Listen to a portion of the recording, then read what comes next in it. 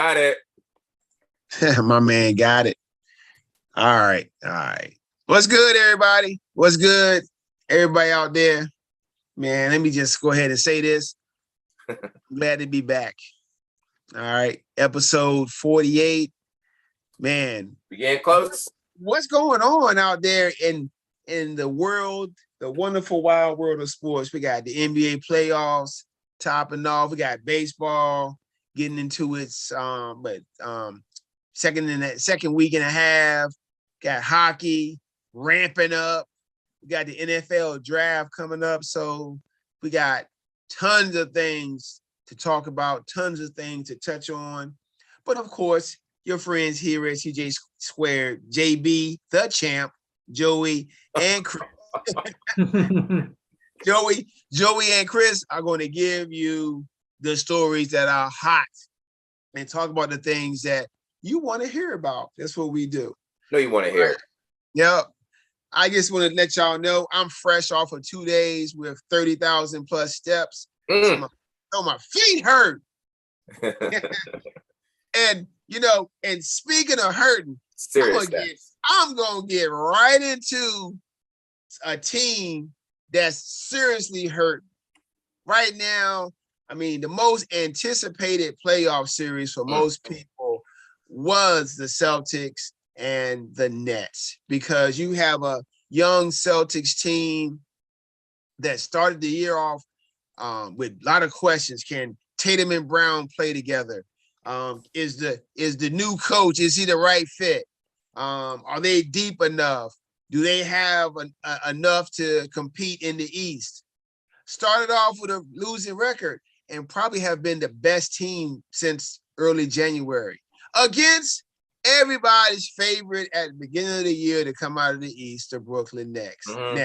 They got Kyrie, they got KD, right? They got Joey supporting them. So, and a lot of people, 2 people on this panel of experts. Yes, we call ourselves experts around here. We are.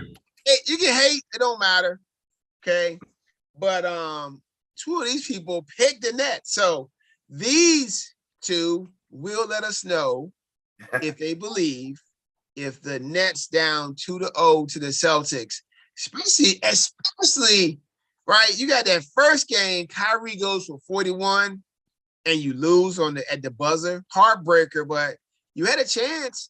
The defense just lapsed in the last 30 seconds of the game.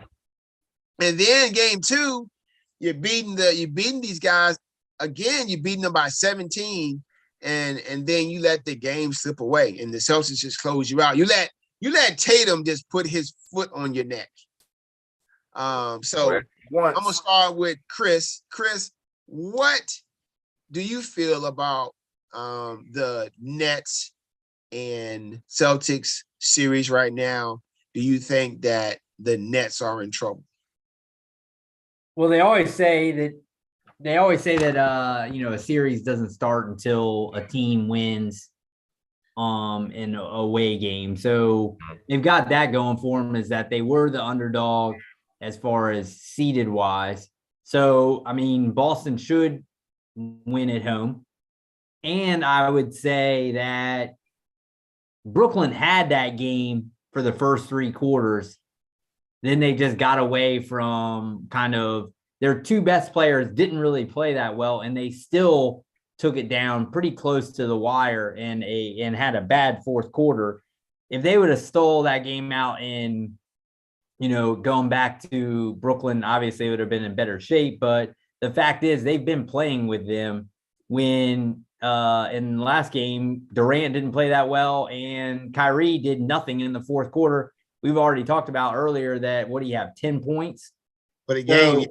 Yeah. So, and Durant shot horrible. So I think that knowing that Boston is playing them well, you could argue, okay, is it Boston that's causing them to not do this, or are they just having a bad game and they can bounce back? Maybe, they make adjustments, and Durant and Kyrie, who are two of the best players in the league can just go out and dominate. But I mean, the first game they needed a buzzer beater to come back, right? Second game, they were up by at least 10 points at one point in the third quarter, and then Boston comes back. So that's two games that they've been in on the road. So to me, Boston is a tough matchup because they have depth. They play hard defensively, and Tatum looks like he's playing on another level also. But to me, if you've got the two best players on the court and great closers, guys who can score, I feel like those two, I still trust that those two can find a way to win.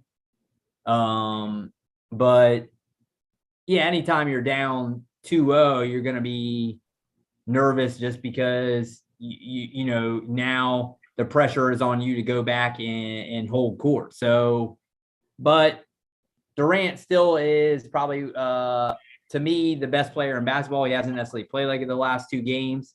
You know, guys are flipping out saying, oh, what's wrong with Durant and all that. You know, I mean, he's still a shooter. So guys he's a shooter. So, I mean, I think that guys like that just don't dominate down low are going to have games like that. But he still was getting to the line. You know, he was still scoring buckets. So, to me, Kyrie has to do more in the fourth quarter. There's no way that, I mean, they got to get that guy touches or Kyrie. I mean, Joey has talked about before, Kyrie is one of the greatest closers of all time.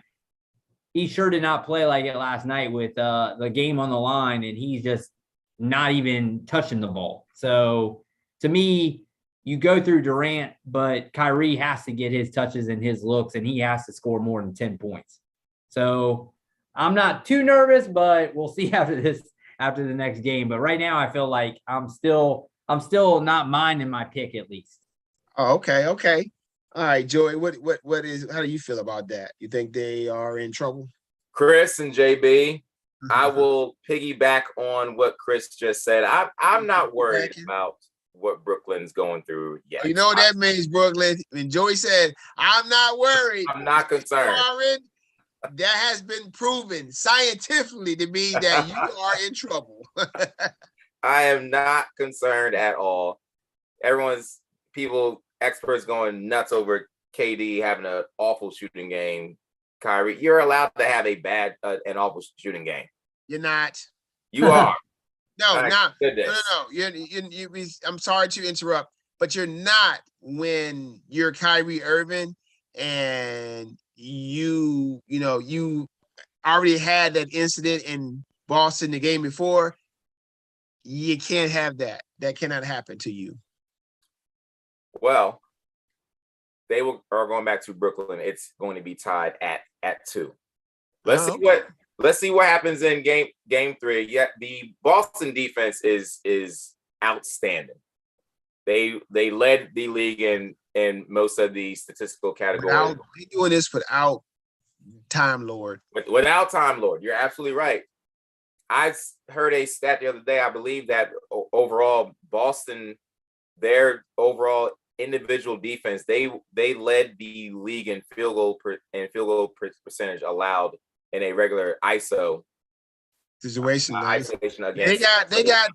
They got a guy at the point who is the defensive player of the year. EPOY. 2 athletic wings who. Yes, they do. 2 young and athletic wings who have bought into playing defense. Yes, they do. And you got Al Horford, who's always been a good defender. Yes, he has. And Tyson's a smart player too. Yes. Yeah, they're deep for sure. They are definitely deep. And I think we are seeing Brooklyn misses Simmons. They need Simmons. Well, they say he playing game 4? Game 4, apparently. I think if Brooklyn can win game 3, it will be a nice shot in the arm for them to get Simmons back. Simmons needs to hold either Brown or Tatum. There's no fear.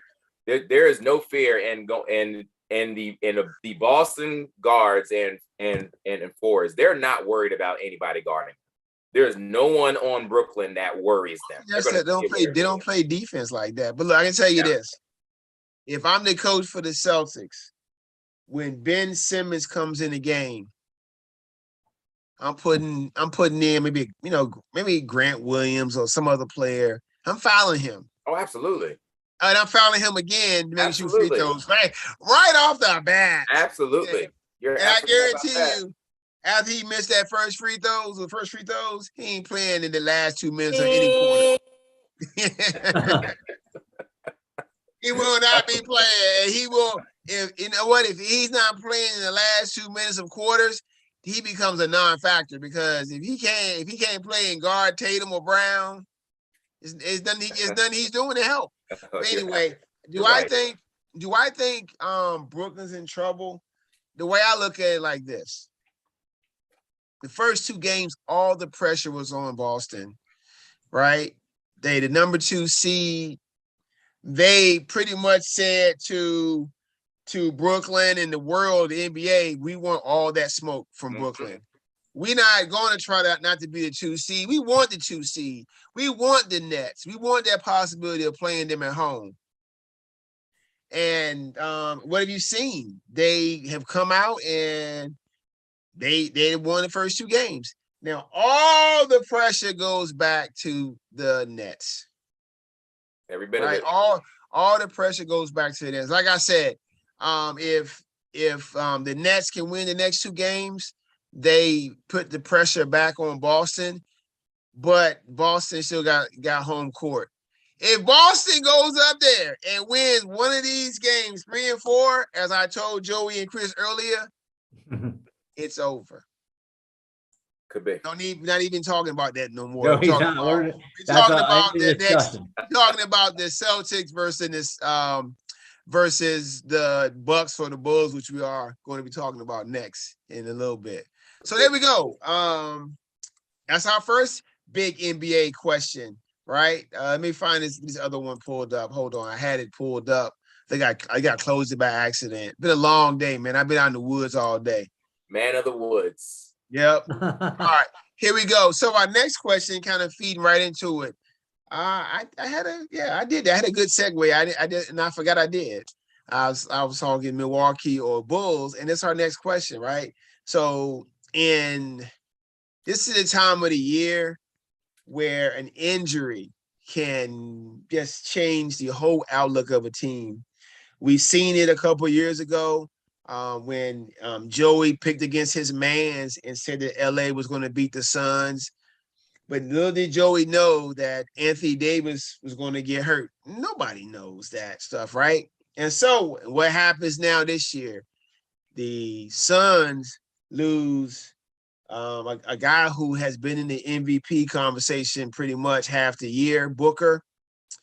And then the Bucks lose probably their closer in most games, in big games, right? In most big games, even with Giannis, even with Holiday down the stretch, they usually go to Chris Middleton and try to get a bucket, get to the free throw line and stuff like that. So these are 2 big losses, and both of these teams are now tied in their series against teams that people thought they were going to handle pretty easily 1-1. Mm-hmm. So do you guys think that either one of these teams are in trouble? Or who's in more trouble, Milwaukee or Phoenix? You can answer it any way you want to. Well, I will say that Phoenix is in more trouble than Milwaukee. That's your boy. Yes, my man's the real MVP of the league. Do you all realize that since CP3 has been on Phoenix since then, they've lost 47 games since he's been there. You know how many games they've won since he's been there? I guess about 115. Yes, it is. That is an amazing stat. Hold on, that's an exact number? I think it might be 115. Oh, you almost hit it on the head. That is an amazing stat. And that guy is not the most valuable player. They haven't made the playoffs since they made the playoffs when he got there. And that guy is not in the MVP race. Crazy. But I am worried because there is no walking bucket on Phoenix. New Orleans has 2 walking buckets Oh yeah. On their squad right now. Slenderman and CJ. Absolutely. 2 walking buckets. Now, this is still Chris Paul is a floor general. Everything runs through him. The offense, the defense all starts with him. So, yes, I am worried, but I still expect Phoenix to win this series, and it's all because of him. He is a coach on the actual floor also. His basketball IQ might be the highest in the entire world. So I still expect Phoenix to win. However, there are 2 big problems on the other team, and they're going to have to, someone on Phoenix is going to have to step up to match what those 2 other guys, Ingram and CJ, what they're going to be bringing. Game 3 is going to be loud. It's going to be live. The first 5 minutes, New Orleans is going to go for Phoenix's throat. Phoenix is going to have to withstand that and somehow find a way to get back into the game. I still expect Phoenix to win, but I am concerned with them more than I am concerned with Milwaukee. They still have arguably the world's best player on their team. Just throw it to him and get out of the way. Not so you can't say that for Phoenix. So the big man, if he wants to get paid, they're gonna be working a whole lot of pick and rolls with him. He better capitalize. And who better than to get him to that level than the greatest point guard of our generation? We will see. Yeah, I'm actually nervous for both of them. I think in the playoffs, your margins are so thin, and with both of them missing 2 to 3 weeks, we've seen what, Booker, like Joey said, that both are guys that are super hard to replace. And, Giannis is going to get his. And but Middleton, great defender, great shooter. Like JB said, he was their closer last year. I mean, they don't win last year if Middleton isn't playing at that all-pro level. So, I mean, part of me thinks he hasn't been playing at that level anyway. But and you look at the Bulls. The Bulls do have weapons. They're deep. They're another team that they struggled against the better teams this year, but probably, yeah, I think they were 1-15. So, but if you look at them, they've got a loaded roster. They've got guys. Vucevic is definitely. He dominated last night. DeRozan, we saw he just was ridiculous. And LaVine can go off. So I think that's a roster that you cannot take lightly. That's the one reason I would maybe lean, because I don't think that the Pelicans over a 7-game series, even without Booker, can hang with Phoenix. So I just think that the Bucks have a tougher matchup than Phoenix. But I do think that like where you're saying Giannis, I think that the Bucks can cobble together guys. Drew Holiday can maybe score more. They can maybe find guys who can fill the Middleton role a little bit easier than just getting a guy who can score 30 points off the, that's much harder to get. They got Joey Boy. They got Grayson Allen. Yes, they do. Yeah, I mean, and Lopez. They got Connaughton, crazy Bobby Portis. So I think that you can cobble together enough weapons maybe to do it, whereas in Phoenix for me, Milwaukee because of the matchup is why I'm nervous, where in Phoenix I'm nervous because Booker is such a massive part of what they do. And I mean, I think we've talked about him being an MVP level guy. I think one of us put him in the top 5. Was that you, JB? I don't remember if you had him in the top 5, but I think he's in that conversation of guys. So to me, anytime you lose that level of guy and you don't have you're not going to necessarily get Jay Crowder to score. It's much harder to find 30 points in just a walking bucket. So I'm nervous for both of them because I'm nervous for both, just for the fact of it's the playoffs, and you lose a game here and there. Playoffs? Just trying to win a game. I mean, you lose a game at home. What did I just said is that the playoffs start when you lose a game at home. So now this is oldest. That is probably one of the oldest cliches I've always heard from watching the NBA when I first started watching it and watching playoff basketball when back in the days when the Lakers and Celtics were battling. The NBA playoffs don't even start until a home team loses a game. So I guess for some of these, maybe a lot of series that they started. Memphis started. Mavericks started. It sure did it? Right. Let's see. Who else lost? Phoenix started. Milwaukee started. So I mean, I look at it like this. The Pelicans and the Bulls are in a great position to pull off major upsets. But I'm not honestly with the Bulls and the Bucks, I'm not worried because I just think what we saw last year with Milwaukee, until I see them lose, I'm not gonna believe they're gonna lose. Right? Until I see them actually lose 3-4, somebody beat them 4 times in a series, and I'll believe that they got beat. They could be down, Bulls can go up 3-1. Guess what? I'll still be sitting here banging the drum on Milwaukee.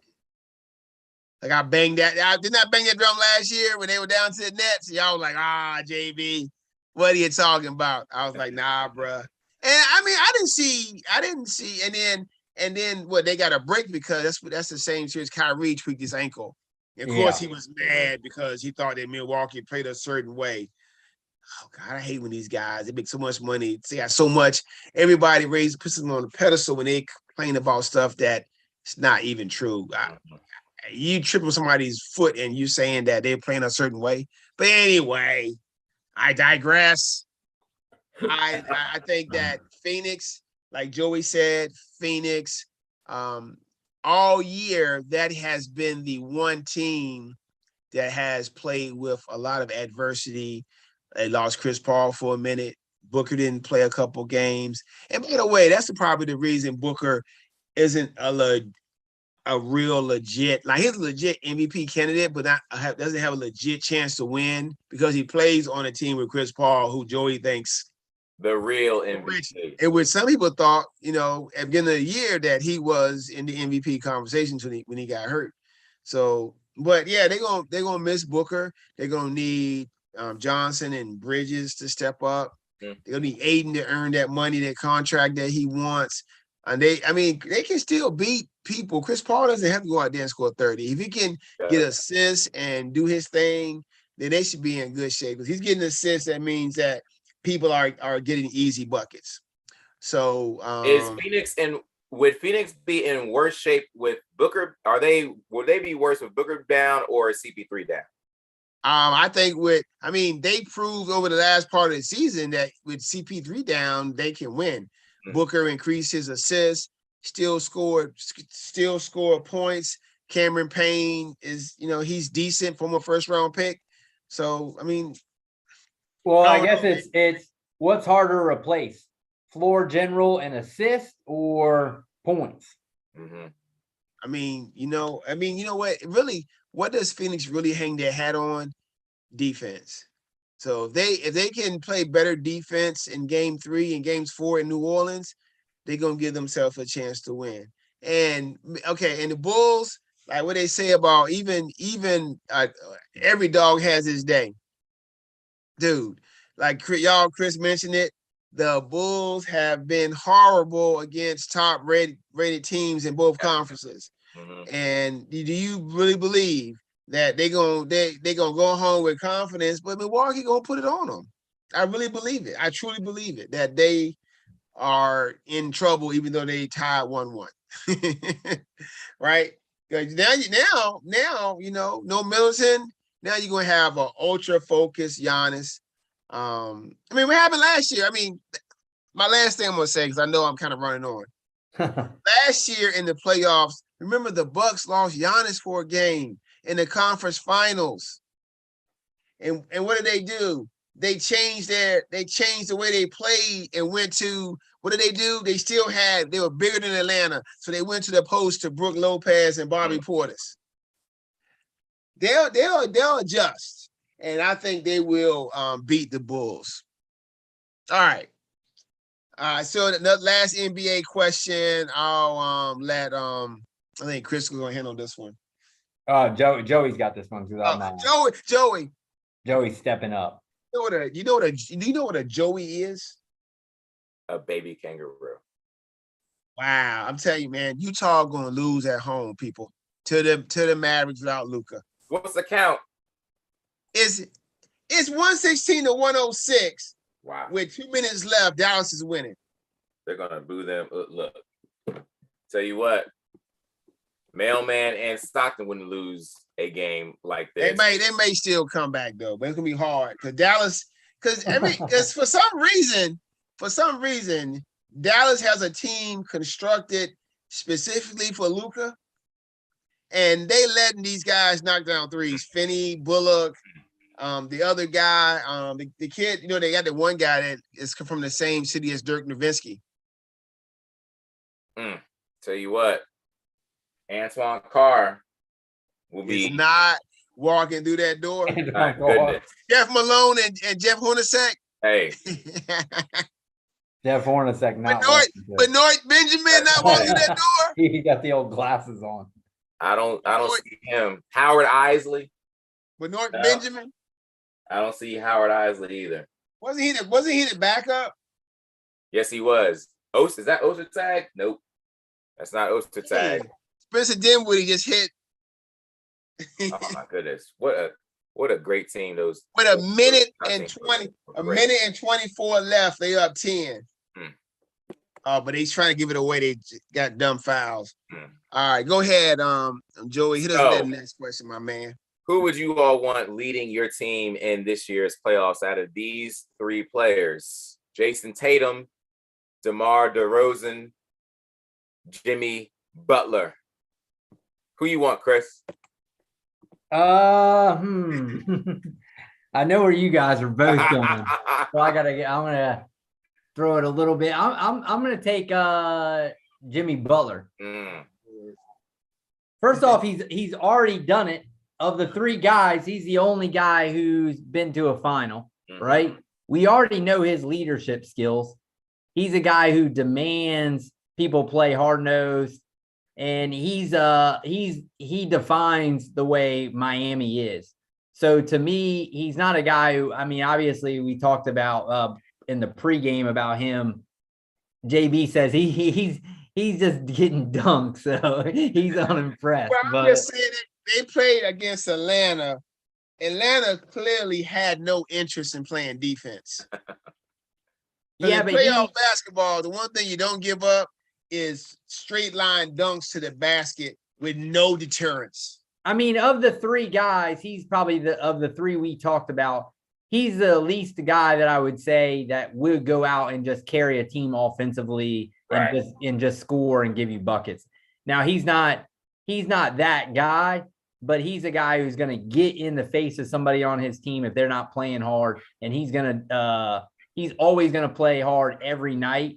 So I don't necessarily know as far as just who I want, but I think on Miami, like Tatum's just going to lead by example, right? And DeRozan, as good as he is, we saw him last night. I feel like he's a guy who could also just do like he did in game one, and I wouldn't be surprised either way.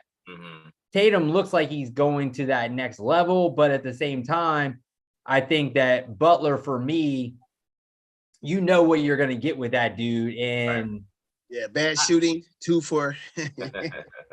Yeah, but that's not necessarily, that's what I'm saying is he doesn't have to be a great scorer to put his imprint on the game. Correct. The way that DeRozan would. And Tatum kind of has to be that guy. So to me, it's more about the Miami Heat, I think, kind of take the way that he leads and they kind of bring his attitude to the game, and they're Are hard you talking nosed. about how he argues and wants to fight the coach? He does want to do that too. He definitely does want to do that, but I mean, that's the thing is that I don't think if a guy is, you put him on Atlanta, right? And you're saying that teams are just getting dunked on and stuff, he's definitely going to be letting guys know that that's unacceptable. So to me, it's one of those things where you want a guy. Tatum is the easy choice here, I think, because of how he's just turning into that player. But I just like that Butler is a guy who definitely leads by example of, as a superstar, of saying, I want a guy who's hard nosed, and Miami kind of follows suit. They're the 1 seed with really no true superstar, kind of top of the line, top 10 players. And yet they still find a way to win. And they've found a way to win over the last couple of years. I mean, who's their best scorer is Tyler Hero, who doesn't even start for them. Right. So, they win unconventionally, which is why we don't necessarily take them serious compared to the other couple teams. Let's come serious. Well, none of us think that they're going to get probably out of the second round, right? I can see them beating Philly. Yeah, but you think, okay, they're beating Philly not because of they're just going to rely on a DeRozan or Tatum, right? They're gonna do it in their way that they win. So to me, they kind of follow his lead, and they kind of play his style of hard nosed. And Tatum is the easy choice here, but I think that I like that a guy is just gonna lead and not necessarily have to score buckets for you to say, oh, I want him on my team. So give me Butler. Jimmy buckets. And he scored 40 something. So it's not like he can't. He scored 45. So it's not like he can't put it in. Yeah, Chris, if you'd have seen the Hawks defense, you'd have said, "Oh, I could have scored that." Hey, I'll take it. Trust me. All right, so I guess it's my turn. I guess tonight I'm making the easy choice, like Chris says. It's the easy choice. Let me tell you, it's an easy choice. Out of this group right here, this guy Tatum is the guy that I feel that on both ends, he's going to give you what you need. Have you watched the defense he's played on KD? Mm-hmm. Have you watched him hit clutch shots in the end of games and just score, share the ball, rebound? This dude right here, at one point, my whole thing about him I did not like. I felt that he was trying to emulate his game after somebody too much instead of just playing his game. But what I'm seeing from him now, this dude he's trying to be the new KD. And what I see from him is a hunger that's really greater than DeRozan and Butler. Yes, he a young lion. He trying to get into his own pride. He trying to walk in with his own dimes side by side. Right? He trying to walk in. He's like Simba. He's trying to stop doing this. He been to the conference finals like 3 times. Come on in.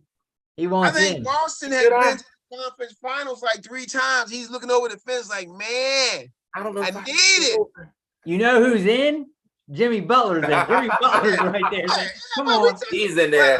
Like my wife always told me, that's old news. That's old news. What you did in the bubble, Jimmy, that's old news. That was in the bubble. I mean, you swept Milwaukee in the bubble, but when you had to play a whole season and play Milwaukee, they put it on your asses. Let's get that right.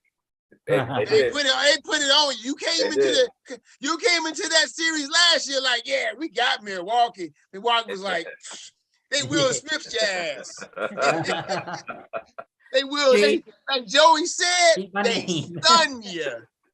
Keep the bubble out of your mouth.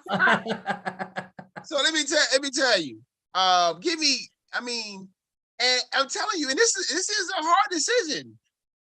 Because I like Jimmy Butler. I didn't but Jimmy Butler is a guy who he'll struggle. Like, and he wouldn't even shoot. And I think that when he played the Hawks the other night, when you winning big, shooting the ball becomes more comfortable. But if you're gonna have me in a tight game when I gotta get buckets in the NBA Finals, when I gotta get buckets, I'm either gonna go DeRozan or Tatum. But then if I say, okay, I gotta get a bucket from you, and I gotta get a stop and good defense on the best player, then I gotta go Tatum. Right. That's why I'm going Tatum. Right. Hey, I love me a good two-way player. So yeah, right now Tatum is playing the way he's playing because that Boston defense, he's a big part of it. That length, how he moves his feet, he's playing with toughness, and it's to be a good D. The way they're playing, you got to have also, like Joey mentioned, you got to have good individual defense, and they have good individual defense and good team defense, and he is a big part of that. So that's why I'm taking Tatum. Mm-hmm. I will second that, JB. I am also taking Tatum. He seems to be taking another step forward in his young career to being one of those upper echelon players. I think, as well as Devin Booker is looking, I think someone that may rival Devin Booker as far as just being trouble for the league when this next, when the LeBrons are gone and KDs are going to get there is going to be Jason Tatum. He's going to have something to say about, maybe being the best player in the league, and the road to the NBA championship maybe goes through him. And that's how good he is right now. He is that good right now. If they end this series against Brooklyn, all of these questions about, well, maybe not necessarily yet, but we're going to start to hear some of the, well, can Tatum and Jaylen Brown play together? I think we're definitely seeing them. I think he is the alpha on this team. Jaylen Brown, is an excellent second choice, but the way that he's been playing, alpha too, Joey. Alpha too. 1A, 1B. Yeah. 1A, 1B. That's the real. When they play, they can. When they both on their games, they can be both a 1A and 1B. I mean, you got to pick your poison, basically. They are tough, but the way that Tatum has been playing KD, it's been causing issues. Yeah. It's been causing issues for him. So I will definitely take Jason Tatum when it comes to that. I will second that. You know who about to get paid? Jalen Brunson about to get paid, man. Yes, yeah, we were talking about that the other night. Yes, he's about. I mean, he had 41 last game. He doing all the stuff Luka's doing without Luka on the court. Yes, and Dallas is up 2-1 against Utah. Utah had an advantage. It's gone. Because when Luka come back, and what did I say, Dallas, and what? What did I say? Did I say 7? Yeah, I think you did. That one's looking good. That one's looking good right now. Looking pretty good right now, man. Looking pretty good, JB. It's looking good. It is looking good.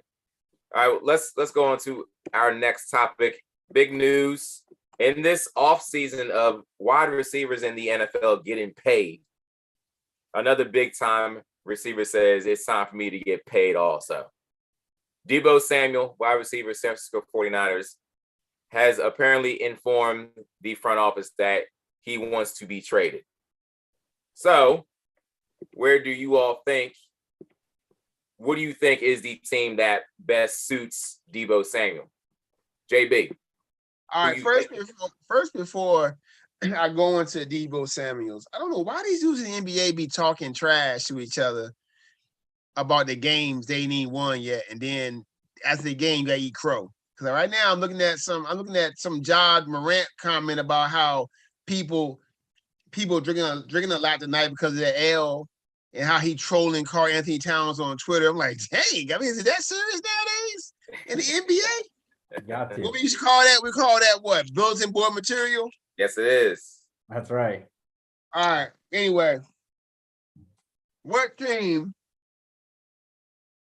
should trade for the services of the oft injured big play receiver Deebo Samuels, who was a first team all pro this year? I don't know, man. I mean, with that price tag, I mean, that's a lot. That's a lot to give up. You trade for Deebo, right? Trying to think who could, what actual contender could trade for Deebo, and what would they have to give up? I mean, because I'm thinking about, let's go to some contenders like the AFC West. A lot of contending teams there. All of them have a good receiving core. I mean, well, here, let me give you. I got the Athletic. They've come up with different. What I'll do is I'll give you what they think is the what they think they might trade up, and you guys tell me if you're the GM of, we want to do it as the Niners GM, right? You're Lynch and Shanahan. Do you come, you guys together decide? All right. So Green Bay is offering their 22nd and the 53rd for Deebo. You're San Francisco. Are you pulling the trigger? You guys are John Lynch and Shanahan. Pull the trigger.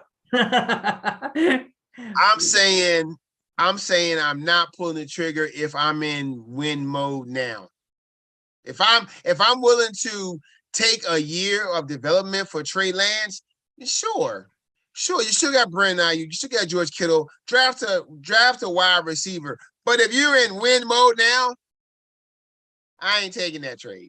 Chris, you said the trade to where? To Green Bay for the 22nd and the 53rd. And why I'm going to send Deebo to the team I'm always sunning? No. All right, so it's not. So it's got to be a consensus between. Yes. In that case, I'm not sending him to Green Bay either. I'm trying to sign him because of my quarterback. I'm saying no to Green Bay. All right, how about the Texans for the 13th and the 108th pick?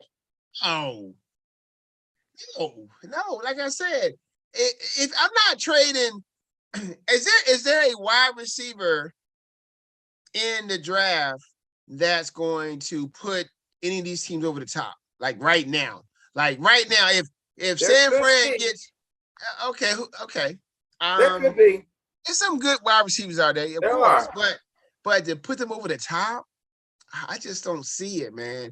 I said if you are willing, my whole thing is if San Fran is willing to have a development year to say, okay, we may win Super Bowl or try to win it, but if we don't, it's not going to be a disappointment because we want to develop our quarterback and give him a better chance.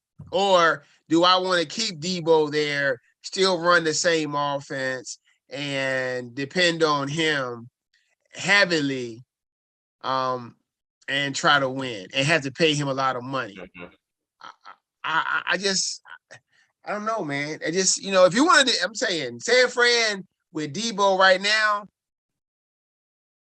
I think they have all the leverage really, because basically San Fran has been successful in getting to the playoffs and making runs without Deebo when he was hurt. And he let me give you another one. Okay. To Philly for Jalen Reagor, a 2022 first and a 2022 second. All right, go ahead, Joe. I'll let you handle this one first. I'm taking that. I would send him to Philly for that. An extra draft pick. Reagor sort of still I like that one more than just because I just have a few more options, but even though I'm still concerned with my starting quarterback, my young starting quarterback in that situation, even though I trust the Shanahans. Yeah, I definitely do. I think I like that destination more than the first two. All right, so the same one here to the Jets. No, I didn't get to answer that one, Chris. Oh, my bad. Go ahead. So I'm actually, believe it or not, I'm actually with Joey on this, and this is the reason why. I'm trade Debo away to Philly. They're not in my, they're not in my division, right? But also, I get a guy who was a first round draft pick, and a lot of times those guys who are they were first round draft picks for a reason. And like Joey said, the Shanahans, that could be all Jalen Reagor needs to meet his potential. And then you give me an opportunity to draft a first round and a second round, because I've proven that I can run the ball, I can play good defense. I got George Kittle, I got Brandon Ayuk, and then I got some other ancillary pieces, and maybe I can develop Reagor into a good player, and I get a first pick with 2 first round picks this year and next year. I would make that one. Absolutely. All right, so this one I think might be, we'll see. This one is to the Jets for Elijah Moore, 2022 first, a 2022 second. Yeah. I mean, Elijah Moore at the end of the season showed that he has some really good potential. First round draft pick as well, right? Yeah, first and a second. And Elijah Moore. I mean, well, the Jets are hungry for a wideout. They've wanted Tyreek Hill.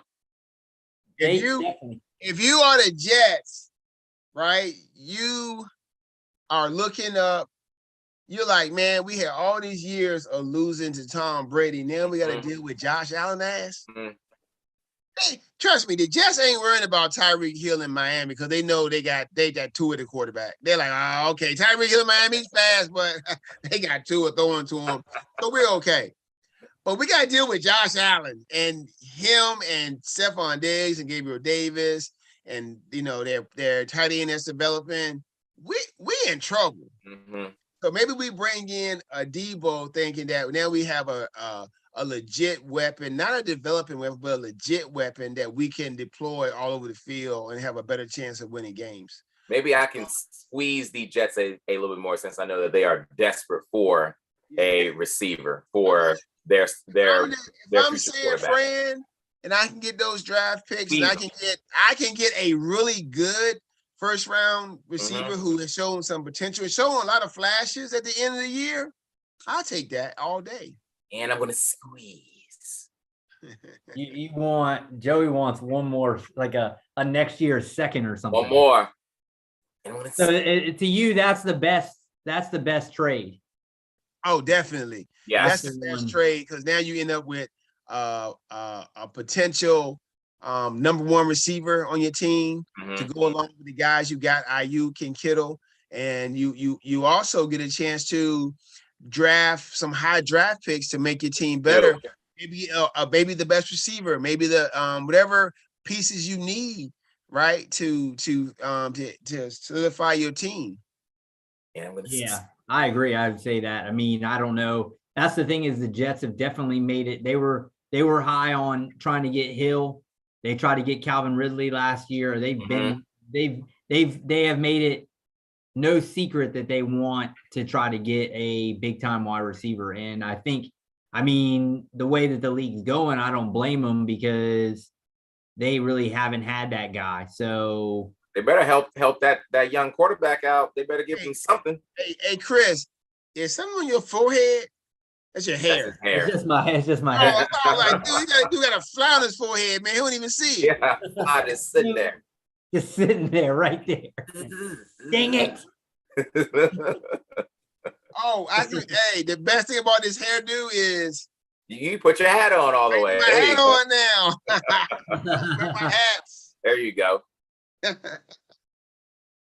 All right, so we'll see if that actually comes to fruition. I mean, now with trades and now with the draft coming up, which actually I got one more trade that I think Joey's got one more. Possibly look into. All right, what's it? I'm wondering. Don't say the Giants. Not the G-Men, but I do wonder, with 12 draft picks just sitting there, if Kansas City would be calling San Francisco about a possible deal. If Kansas City, now of course they already traded Tyreek Hill, but you wonder, would they be willing to maybe extend Debo? And I mean, they've got capital. They have draft picks to unload. I think Kansas City should be picking up the phone, definitely calling about to see if they can get a deal going. Okay. Hey, JB, I will say, Debo liked the tweet about how he would look in a Cowboys helmet.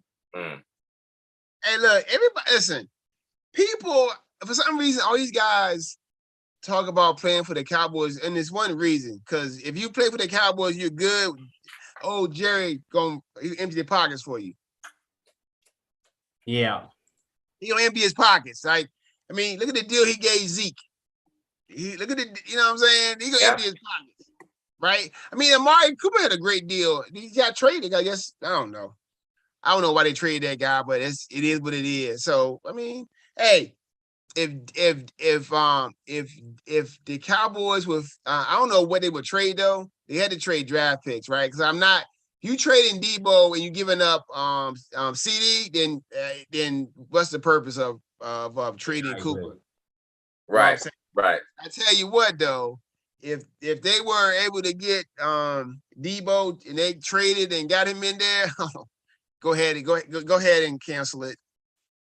Go ahead and because then it's a copycat league. You're gonna see Debo in the backfield, you're gonna see Pollard in the backfield, you're gonna see Zeke in the backfield. So you see some good things, but Joey, hey Chris, that ain't happening. He ain't going there, Cowboys. The Joneses, man. I don't see him going there either. They ain't about that life, man. They don't. That's not their MO, really. So ain't about that life. I don't see him going there. I did read. So I was reading up when we were in the pregame part. When we were in the production meeting, that they were saying that.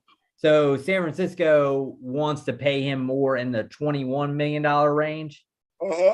And they're saying that the way that they use him, that they're worried about his long-term ability to stay healthy at the end of the contract. Like that.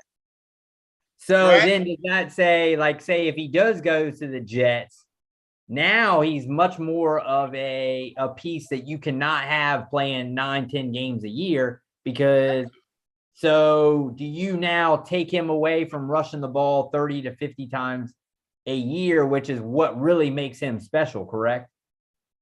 Did he rush the ball more than that though? Yeah, I mean, and that's what I mean. Even if you want him rushing more, he's probably been doing a regular game. Debo's probably getting the ball in the backfield about 4 or 5 times a game. Yeah, right? So let's say he plays 17 times 4. What's that? That's 68 carries. Yeah, so that's probably between, so we're saying anywhere between 50 to 80 carries a year. If now that he's a prized possession, I don't know if you want him touching the ball as much in the backfield. Look up real quick. Tell me Debo's best year in receiving numbers. Last year. How many receptions did he have? Let me see. 90 something. Hold on, I'm getting to it. So last year he had 77 catches for 1,400 yards. Yeah, big plays. Lots of big plays. Is he the best slot receiver in? He had 59 rushes for 365 and 8 touchdowns. He can play everywhere. He can play the outside. He can play the inside. He can play everywhere. He had 136 touches. So his yak, he had 768. 136 catches. How many touches did Cooper Kupp have? Let me see. So he had 136 and Cooper Kupp had 149. So, but he played 17 games. Debo played 16 games. And you know that Cooper Kupp also returned punts. Mm-hmm. Didn't Debo return kickoff sometimes? Yeah, I was just thinking that. He had 3 kick returns. And let me see what Cooper Kupp did. He only did punts. He didn't do kick return. He did punts. He did punts in 2020. Last year, he only returned 1 punt and 2 kick returns. So they both had 3 returns. So you're looking at fair catches, though. I know that in the punt game. Yeah. So you're looking at similar touches per game, but just in different ways. Yeah, because he's Debo's getting those carries in the backfield, running into those getting hit by those big guys. I mean, Debo don't earn his money, but I would just be more nervous. I would be more nervous of him having to, if you take away, if you still want him to be a 1,600-yard guy, right? Mm-hmm. For that kind of money, you're going to need a 1,600-yard, 15 to 1,600 total yards a year. And you're taking away 200 yards rushing because you don't want him touching the ball. Is he a guy who can go out and get you 1,400, 1,500 yards receiving every year? Right? I see a lot of his games, man. On big plays, man. A lot of blown coverages. That guy is a big play guy. That first game against Detroit, how many yards receiving he had? He had about 160, 170. That game against somebody, San Fran, he had that busted play up the sidelines. He got one for like 70 yards and a touchdown. I know this because he was on my fantasy team in a couple of leagues. And trying to see if I can find his game. San Francisco better. If Trey Lance is going to take that next step, they need someone like him. His first step. We need next step. His first step.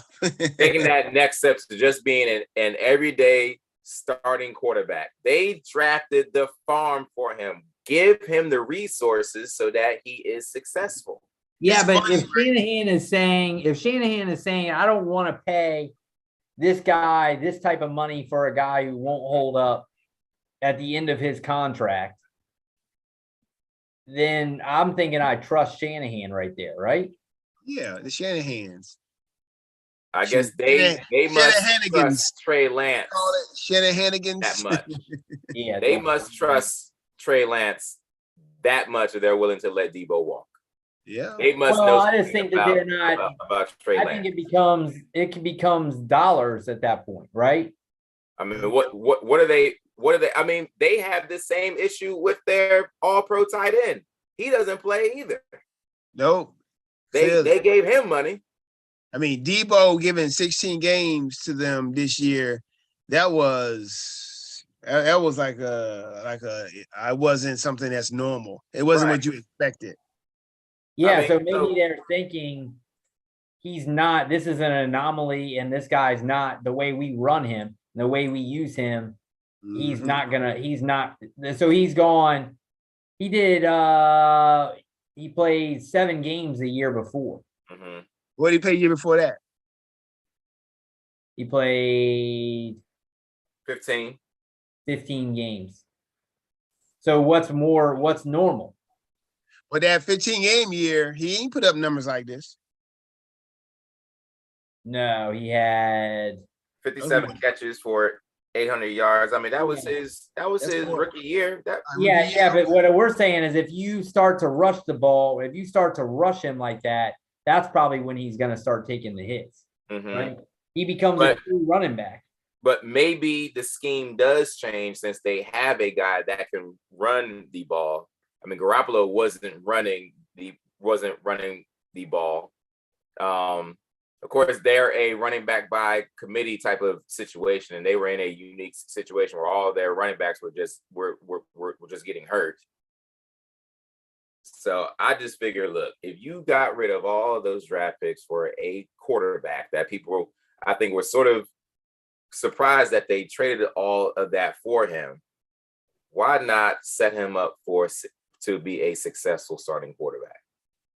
I mean, for me, philosophy-wise, I think that I don't necessarily know if I want I don't know if I ever want to pay a guy that I don't know if they can just dominate the game unless I scheme him that way, right? Mm-hmm. Like I think Davante Adams is a guy you don't have to scheme in order to win battles, right? Or DeAndre Hopkins. I think they just go out and dominate games. I don't know if I want to be forced to, even Tyreek Hill, forced to now scheme him to be able to dominate. You know what I mean? Because then now that becomes you're the one dominating, right? Shanahan or Andy Reid are the ones dominating, right? They're the guys who are doing it. It's not Davante Adams. Davante Adams goes out and just dominates whoever he's on, right? Mm-hmm. Deebo Samuel dominates because Shanahan puts him in that position to dominate, right? Yeah. So if Shanahan is betting on himself, he's saying, I could maybe get an Elijah Moore to dominate. You know what I mean? I can get House dominate. I get Brandon Ayuk to dominate. Or I can, look at the running backs he's done. Shanahan, the other Shanahan, did that his whole career. Mm-hmm. Right? And as far as running backs. So maybe Shanahan says and Andy Reid says, I make the guys, not the other way around. Right? Shanahan also had dominant offensive lines where you could put someone back there. So he paid guys that could make it easier. Mm-hmm. True, but that's what I'm saying. Maybe their thinking is Deebo Samuel is good, but he's not Davante Adams good. Right? And those I'm saying maybe he's good, but he's not working. I can find another Deebo Samuel and make him that level of guy, right? Mm-hmm. We've seen Andy Reid dominate in multiple ways and be one of the best coaches ever. Belichick does the same thing, right? They bet on themselves. Belichick is also trying to find that he sort of changed things up by spending all of that money on offense last year, and maybe he's looking for a Deebo Samuel to help out his young quarterback. Yeah, well, we'll see. I mean, I just want my guy to be able to just say, I can put him outside and then say, go out and beat Jalen Ramsey, right? I don't know if Deebo can do that without being schemed up. Yeah. But if I can scheme him up, I don't care. You're right. You said if I can scheme him up, I can scheme anybody up. Yeah, right? I'd say that's what they're thinking is they could get an Elijah Moore. Yeah. Maybe I said they could use the guy they got. I mean, when Deebo went out last year in the 7 games, who was the guy who was playing the Deebo role? Oh, yeah. And then Ayuk. Ayuk turned into a beast. Ayuk was blowing up. Mm-hmm. Joey just wants his guys to get paid. I do too, man. I want those guys to get paid too, man. That's what it's all about. NFL, man. That's that grimy, man. They just I'm with you. Guys up, man. Spit them out. I mean, what's the saying? Not for long, right? Because these guys they'll at least it's become of any sport that needs to be guaranteed. It's football. You know, I don't know why they are just now guaranteeing guys with the injury rates in football. Man, because like you said, the owners love their money. Yeah, I mean, at least it should be guaranteed. That's ridiculous that it's not. So, all right. Well, next week we got the draft coming up. So we're gonna do our mock draft. I think the night before, and then we'll probably maybe we can live stream like we did last year on the draft. We'll do a draft show and then we can live stream like we did last year. So tonight to end it, we're gonna I'm gonna ask you all of us some questions about the draft, and then we'll check it after the draft, see how we did on it. So it's just a kind of a bunch of overs and unders. I'll save it. I made the spreadsheet here, so I'll save it for you. Hey, this dude right here taking my job, but go ahead, do it. Hey, you want it? Nah, man, you good. Well, I just worked it up. I just worked it up when we were. Like I said, man, 30,000 steps 2 nights in a row, man. I'm just trying to hold on for dear life. All right, so right now I'm gonna tell you, it's gonna be where you think they're gonna go. Like first one we're gonna go over is and this is gonna be the over under. You basically just say you think they're gonna go over or under that pick. First one is Ahmad Sauce Gardner, and they have him going over under the 5.5 pick. So 5th pick, 6th pick, you got to figure out which one if you think he's going to go over or under that. What's he doing? You said 5.5? Yeah. So do you think he's going to go 6 or you think he's going to go 5 or under? You better look at your mocks. Yeah. He's likely going to be the first corner taken. I know Stingley. Well, some people like Derek Stingley, yeah. I will take the over on that. Sauce said that he is clearly the best player, not the corner, best player in the draft. I'm gonna take the over. No, under. I'm saying, yeah, he's gonna go. You're saying under as in like 1 through 5. 1 through 5, yeah. So you're going under.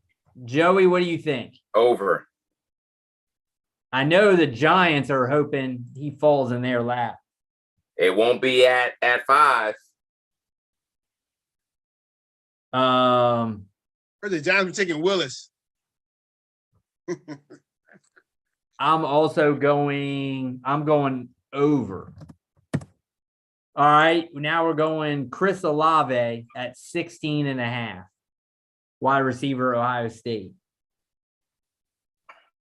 He considered what, the third best wide receiver on the board after right in that. After his other teammate Wilson and the kid from USC, right? Yeah. And some people are hyping up the crap.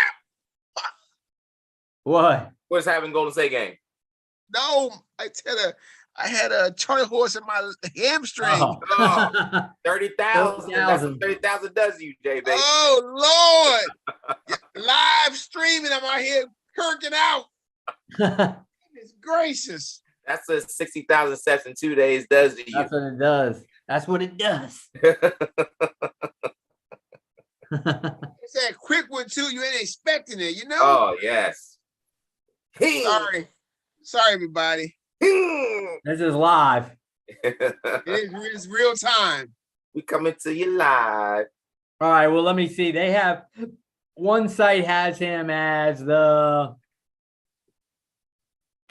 Let me see. One has him as the 12th overall prospect.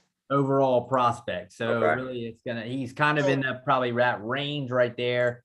And let me see who's picking.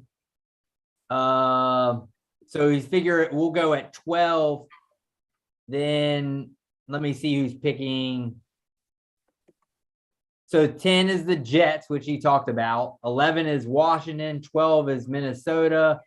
13 is Houston. 14 is Baltimore. 15 is Philly. I'm going over. Joey's going over. Joey's over again. I'm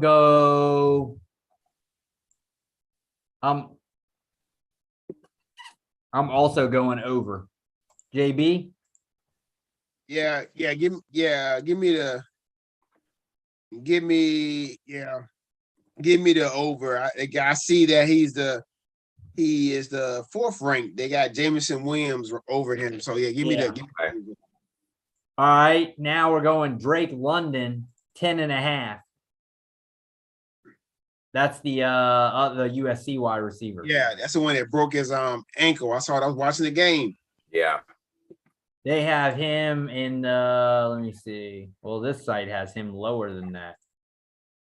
So really it's a run on wide receivers. Over or under, Joey? I'll take the under. I'm going to go over again. Joey goes under. I'll take over. And oh man, who got the first 10 picks? Read them out for me real quick. All right. So you got first 10 picks. You got Jacksonville, Detroit, Houston, Jets, Giants, Carolina, Giants, Falcons, Seattle, then the Jets again. So one side has them, the Jets taking him at 10. Jets probably will try to take a wide out, you would assume, unless they make some kind of move, right? That quarterback. All right. So I'm gonna go with the over. Help that quarterback. All right. Now another wide out, Garrett Wilson. 10.5. Under. So really your guess would be he's the first wide out taken. Yes. He's probably going to, because Atlanta needs a wide out. So Joey's going under. I'm gonna go under. I'm going under too on that one. All right. Now the next wide receiver, Jameson Williams, 12.5. Over. Under. JB likes Jameson Williams. You said 12, you're saying that we know the Jets want a receiver, we know the Falcons want a receiver, and clearly the Giants need a receiver. And those three guys are the top three: Jameson, Wilson, and London. How is the second ranked guy going to drop that far down? It's just me. I don't know. Well, because maybe the other way would be is if they're not as high because of the injury. ACL. True. I mean, but the Giants be fine. I mean, the Giants ain't doing nothing. They can develop him for next year when they get the new quarterback next year. Says who? I'll go says me. No. All right. First of all, let's rewind a couple episodes back. How many games did you say the Giants will win next year? See if you're gonna lie on yourself. I was just throwing numbers out there. I haven't really guessed yet. You said and said it, and you with a straight face. You like, yeah, they got about 7 wins next year. No, that was just. I was just. He's got to lock it in. I was just speaking. When we actually do our. So when guess, my guess is after the draft and after we have multiple discussions, once we do our season picks for the NFC East, you're going to pick the Giants to win. Yeah, they'll somehow slip into. I didn't say that. You ain't see that now, but yeah, I can see it coming. I didn't say that. Okay. All right. Next one we got Kayvon Thibodeau, 4.5. Under. So remember the picks before that are Jacksonville, Detroit, Houston, and the Jets. Jets. At 4. Those are the top 4. Jets.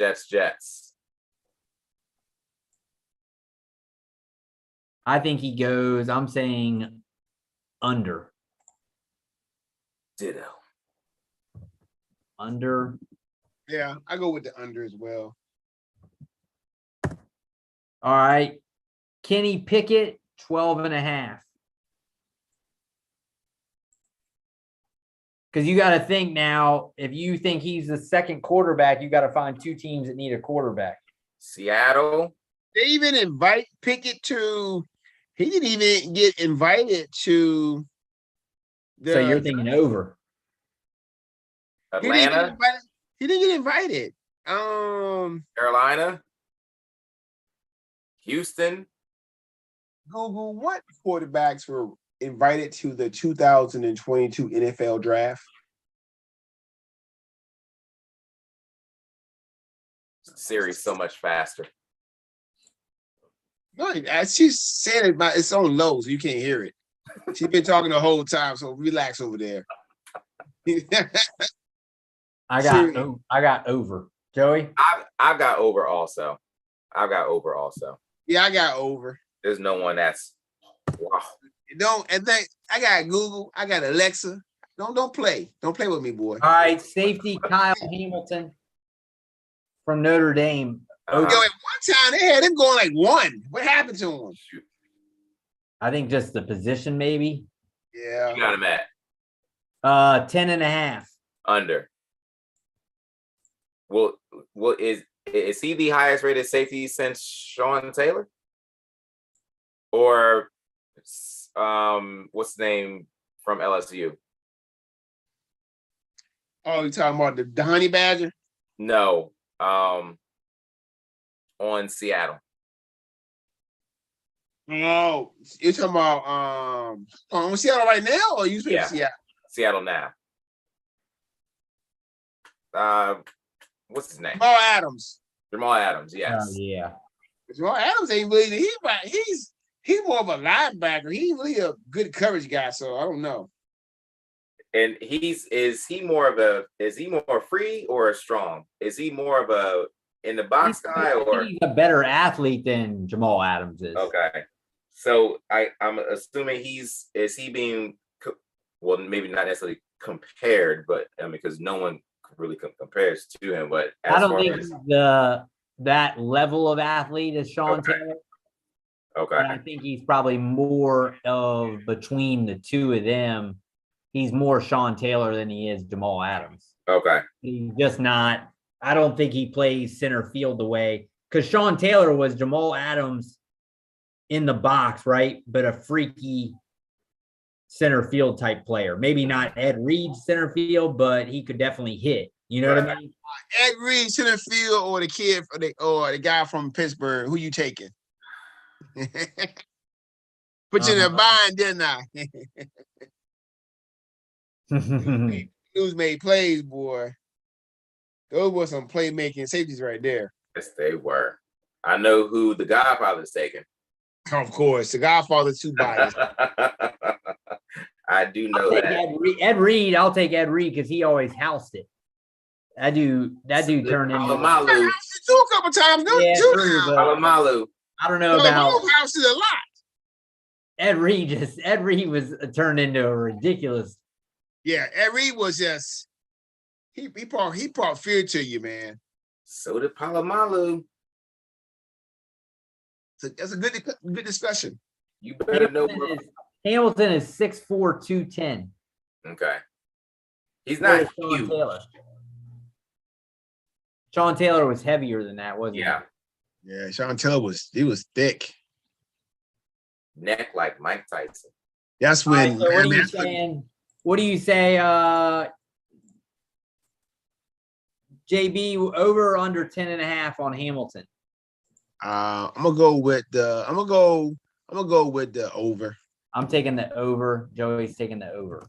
Or JB's taking the over. Joey's got the under. All right, and last one on our players. Malik Willis, 9.5. Will a one team jump up? Under. Oh, Joey's like in Carolina, maybe, or Atlanta? Yeah. So the Carolina coaches came out recently and said that Sam Darnold is my starter for next year. What's wrong? There's something wrong with him. He's not all the way there. I'm going under because I just assume somebody will try. Man. Joey's under. All right, JB, what do you got? Let me look at something real quick. I'll tell you. Hold on 1 second. What is this? Jacksonville gonna try to make a trade? No. You said Jacksonville is? No. I try to look at somebody's mock draft. They got like, I don't know. This is why some of them can't even read, man. Like, man, I ain't reading that crap. Okay. Some stupid to start. It's like some. All right, so we got Aiden. They got a kid from Georgia up there. We got my man Kayvon Thibodeau. I got my man Sauce. We got the Giants. I got the Giants taking an offensive tackle. Oh. It said all right, we'll go. You know what? We'll go with the under, because it looks like it definitely looks like since the Panthers don't have any picks on the second day of the draft, so they probably gonna go with your boy. They got it's funny that you mentioned Sean Taylor because they got the Commandos drafting Hamilton. You laughing at me calling them the Commandos? Yeah, that's what they are to me, the Commandos. All right. So let me see. Were we a consensus on? We were a consensus on Garrett Wilson under, and Malik Willis under, and Chris Olave over. Okay. That was it. Everyone else we were different. Okay. All right. Now total for cornerbacks. Total taken. Over under 44.5 corners. Corners, man. Over under corners. So we have more than 4 corners drafted? Yeah.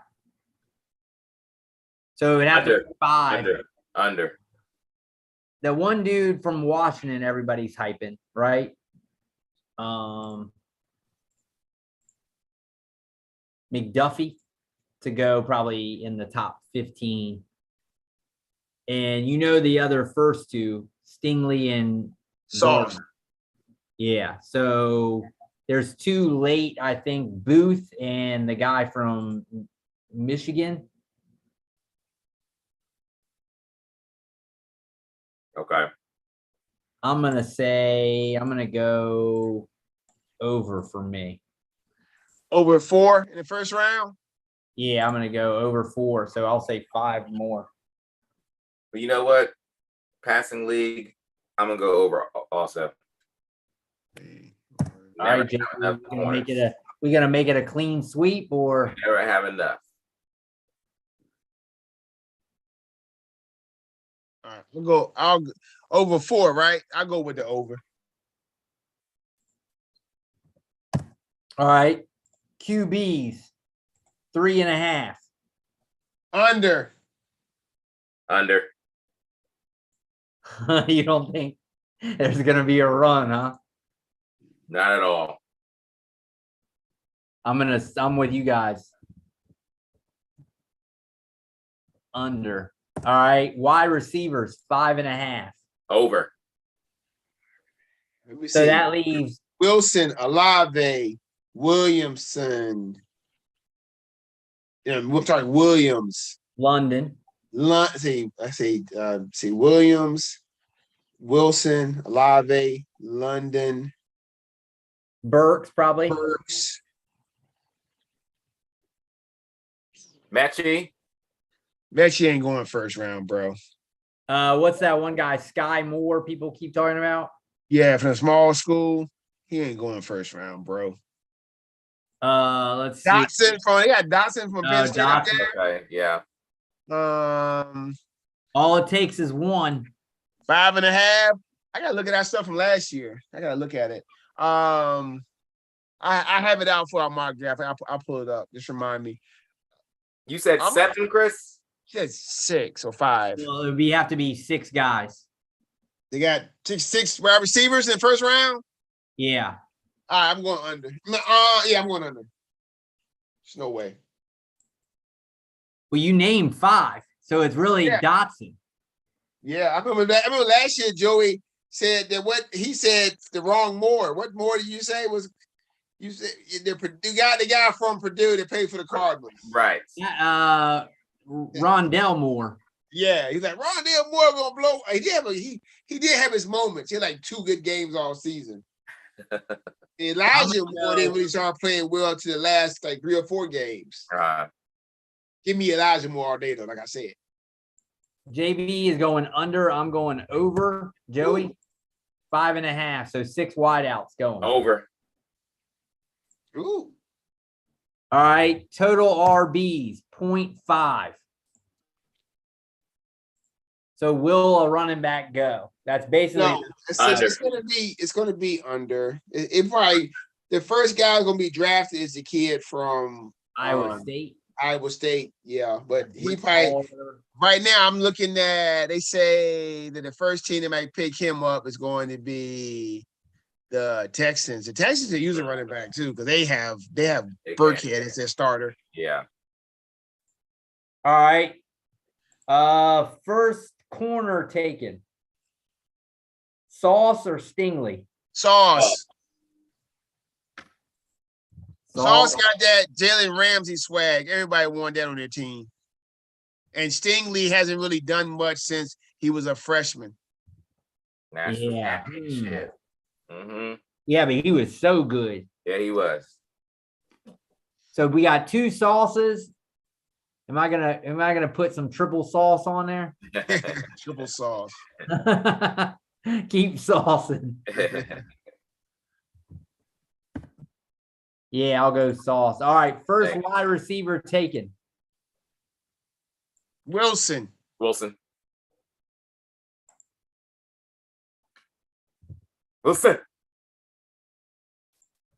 I can already give you the first wide receiver taken next year too. His teammate. Yeah. The Jobu or whatever his name is. Whatever, the guy who had 300 yards receiving in the Rose Bowl, that guy, if you don't go in that first round somewhere in that top 10, man, it's a crime. All right. I just sit this year out, do like what you call did, and do like the kid from the Bengals did. They sit the year out. What you did, yeah, it's all good. Last thing, first QB taken. Willis. Agreed. All right, so we're all 3.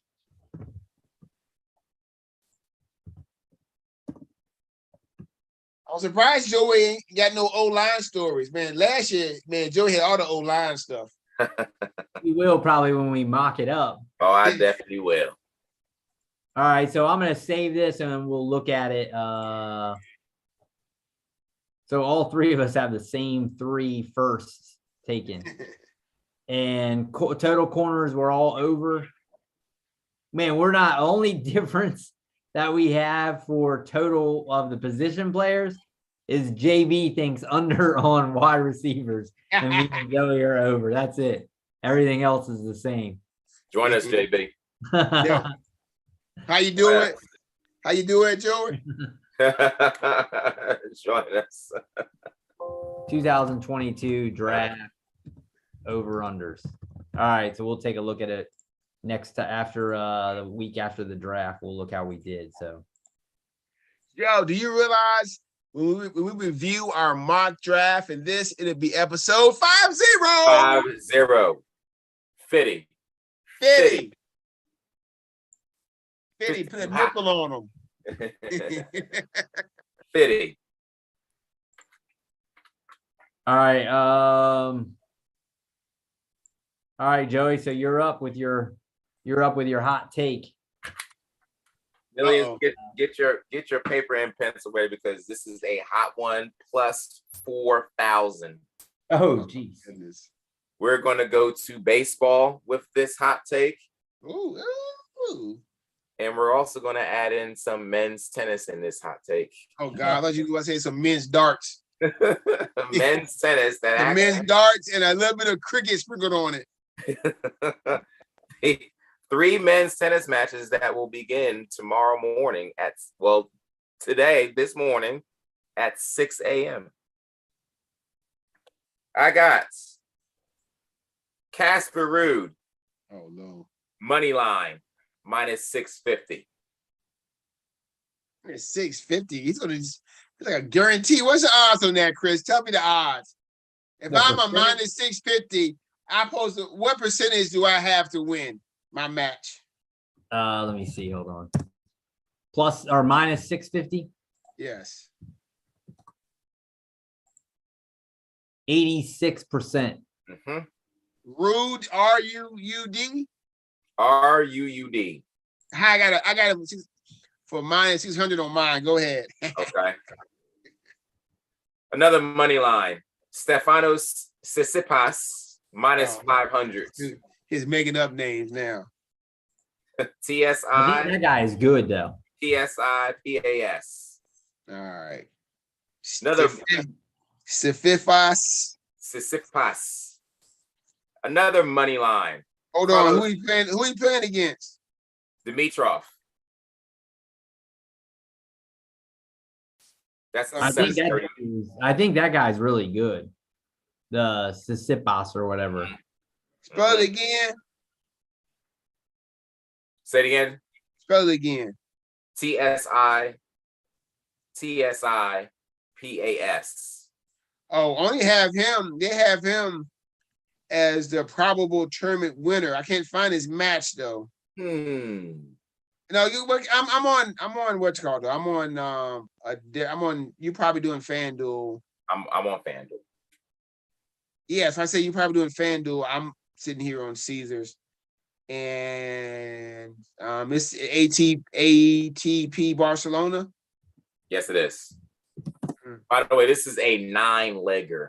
9-legger. I put a $1 on this. You know what? I'm gonna go ahead and put him as. I'm gonna be greedy and go ahead and put him as the winner. Go ahead, give me your next pick. Next pick. We got Carlos Alcaraz, money line -500. Trying to figure out why I'm not seeing all these matches. ALCARAZ. Carlos Alcaraz. Making up names. That's taking money. That Tsitsipas or whatever. He's like, I know he's always like bitter. It says when I typed his name in, it says angry Tsitsipas hurts his father while smashing the racket. Oh, sorry, Dad. My bad. Then he's even more upset. All right, ready to move on? Yep. Next 6 are all MLB tomorrow night. Let's go St. Louis -126, the money line. Steven Matz is going to be on the hill. Going against that is Green. Is that the one that threw 10 straight pitches of 100 miles per hour? What's his first name? Is it on Cincinnati? Yes. His name wait, let me look. Green. That's not Hunter Green. Hunter Green's the guy.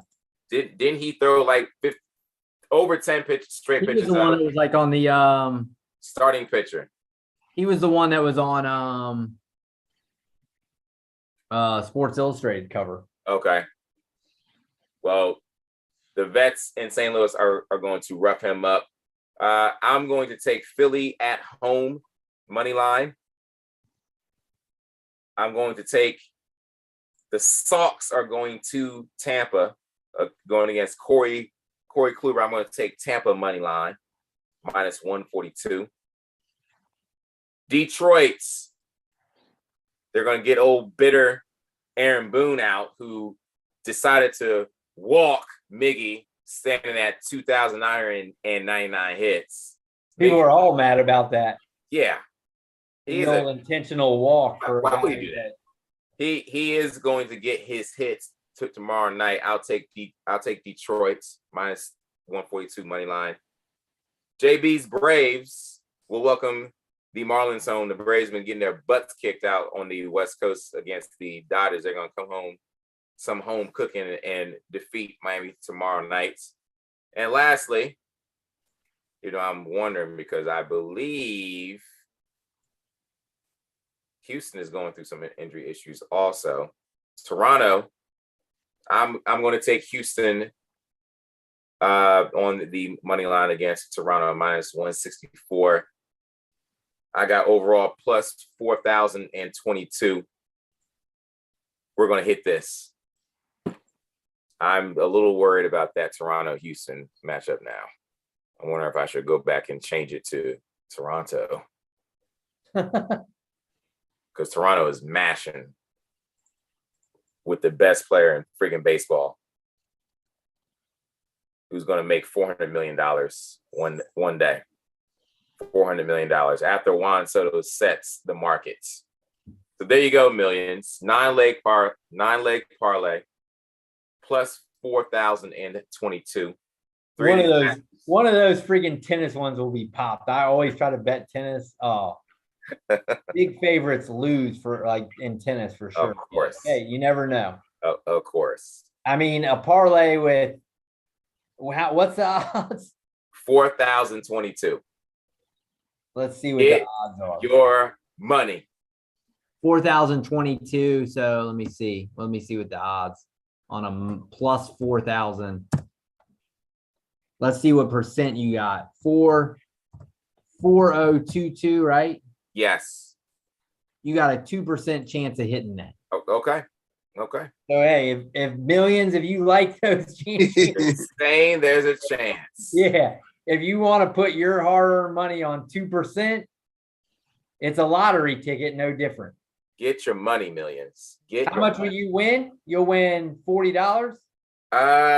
Well, if I was betting something like that, I'm going to be betting 25 cents, Chris. I'll be winning $10.31. There you go. For 25 cents, hey, everyone finds a quarter on the street. Stacking. Stacking. And as the millions I can tell you what I did. I didn't do any of your tennis, and I went with all of your baseball games. Okay, JB. But I put a nickel on it for $120 payout. So we'll see. For a nickel? No, I meant $5. That's slang. No, he's like, you got me excited. Like, what? He's like, oh my gosh. Slang. That's some slang for you. Like if I say a nickel, that's $5. If I say a yard, that's $100. I know what a double nickel is, because that's nickel, what Jordan 55. did in Matt in the Garden wearing that double nickel, that 55. No, right? Joey's like, I'm about to bet a nickel. I'm gonna be a nickel also. Yeah, he's like, for $100. Really? For a nickel? Yeah, I'll definitely do that. Get your money, millions. You're welcome. Money, You're welcome. Your money, man. And remember, like your boy, Moneybag Yo said, scared money don't make money. It don't make it. You're welcome, millions. Enjoy that. Starting at 6:30 this morning. Hey, there's nothing like waking up. Every morning I get up and check out my tennis and Chinese basketball scores. Chinese basketball scores. Oh my God. Early morning check. It must be nice. Yeah, I wake up. Dang it. Lost again on the on whoever the heck I'm betting. I don't even know who they are. Dang it. Golden State won. Yeah, they up 3-0. I bet their money line. So those three guards, that three-guard lineup, Golden State's getting hot at the right time. That Golden State, Memphis gonna be popping, right? 80 points between those three guys. 80 points. All of the road teams are favorites by tomorrow night. Small margins, like everybody, all of them are like -1 or -1.5 road favorites tomorrow. If you look at I was real quick, I was looking at the Japanese leagues when I was betting those for baseball, and all of their team names are based on like American names. Are they? It's Chiba Lotte Mariners versus Oryx Buffaloes. Okay. Remember in what's that one movie with what's it called? Tom Selleck. Right? They were like the Giants or something. Right. It's like they love the American names. They're right there with us. Absolutely. The Yomiuri Giants versus the Chunichi Dragons. Okay. Have you really been betting Chinese baseball? Yes, he has. Yeah. You've been hitting? Yes, he has. I actually do all right on that. There's definitely some. That's where your markets are weakest when they when you can find it, because they, the markets aren't as strong. So like your smaller college basketball, Like the NFL is hard because there's, it's just their lines. But I mean, you know me, I'm gonna look for any line that is off and bet it. Yeah, that's right. And see if I can scalp it somewhere. Get your money, millions. You're welcome. Chinese baseball, look for Absolutely. You are welcome. Oh, goodness, Chinese baseball. All right. Well, everybody, that's our show for tonight. Hey, check us out next week. We got the mock draft going on. We're gonna have a live stream of the draft. You're gonna see how our mock draft goes. Hopefully, it goes better than last year, right? Last year, I think we got. It's like we got a couple right in the first. After that, it went south real quick. Like it went south like really quick. NFL draft 2000. I wonder how long we made it. Like the first, like we made it to like the third pick, man. Like we all knew what the first pick was going to be. First pick we didn't even pick. Yeah, we knew it was going to be Trevor, and then I think. Well, did we hit Trey Lance? I don't think so. No. I think Joey may have hit him, but I don't think. Let me see. Let me go draft. Kyle Pitts was 4. You had Pitts at 4. I remember that. Did I have Pitts at 4 for the going to the Falcons? I think you did.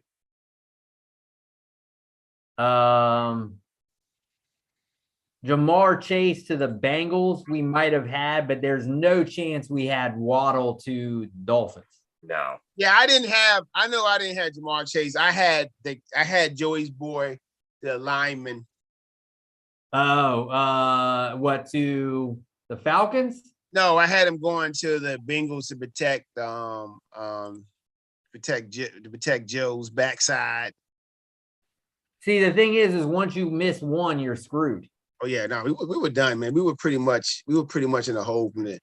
Once we got to that, we were done. I'll have it. I don't know where it is right now, but I'll have it pulled up before next week, and you guys can take a look at it. We should have been going crazy when Trevor Lawrence, like we had done something sweet. I know, right? I know. We hit it. Yeah. Boom. We got it. BK squared 1 down. You're like, you didn't even do that in your mind. All right. Or at least Zach Wilson. Boom. Zach Wilson. Told you. He's coming here for your knowledge. Told you.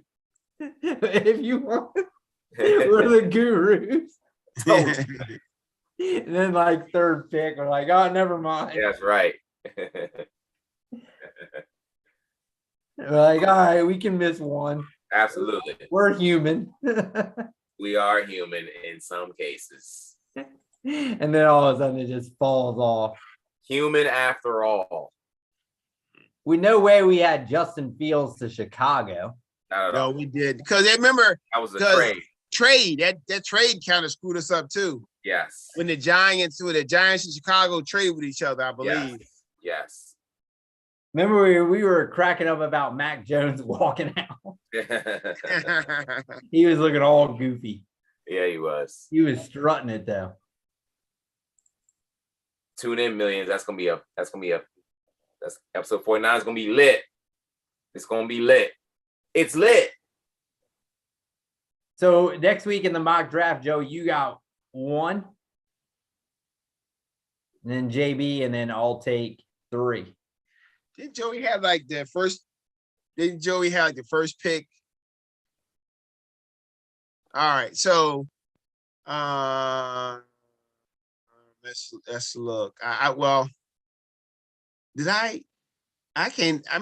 all kind of stuff going on. I got to find out why I saved it because I do have. Oh my goodness. I got to find out what is. I got some stuff here, but I don't have the finished product. I remember I had New England, so I would have had the 15th. So that would have been 1, 2, 3. For some reason, I have the players who were actually drafted, but I don't have the the actual stuff we did. I gotta figure out what happened to it.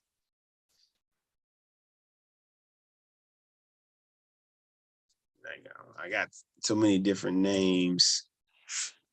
But anyway, I'm gonna find it, and I'm going to have it sent to y'all this weekend so y'all can look at it. All right. We'll try to do slightly better. Yeah. Yep. All right, people.